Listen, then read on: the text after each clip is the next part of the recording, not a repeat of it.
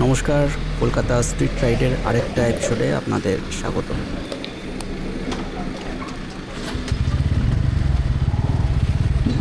Kolkata street রাইডের ওপর এটা আমার 10 নম্বর ভিডিও। এর আগের ভিডিওগুলো ইউটিউবে দেওয়া আছে, যারা ফেসবুক থেকে দেখছেন ফেসবুকে সবকটা ভিডিও অ্যাভেলেবেল নেই, চাইলে ইউটিউবে গিয়ে দেখে আসতে পারেন।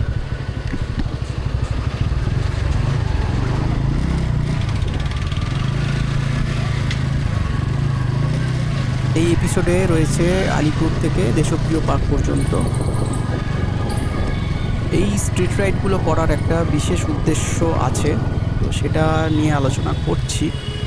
তার আগে একটা জিনিস আপনাদের বলি যে এই যে চারিদিকে এত হর্ন বাজছে, আমি কিন্তু খুব একটা হর্ন দিয়ে বাইক বা গাড়ি কোনোটাই চালাতে পছন্দ করি না। ভালো করে যদি খেয়াল করেন দেখবেন আমি প্রায় বিনা হর্নেই গোটা রাইডটা কমপ্লিট করব।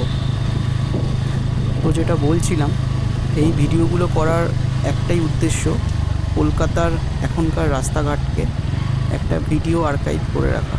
নর্থ ক্যালকাটার কিছু জায়গা বাদ দিলে কলকাতার ঐতিহ্য প্রায় 80% শেষ। উন্নয়নের ধাক্কা সামলে যেটুকু উচ্ছিষ্ট পড়ে আছে সেটুকু যেন আগামী দিনে আমরা দেখতে পারি, তার জন্যই এই ভিডিওগুলো করে রাখা।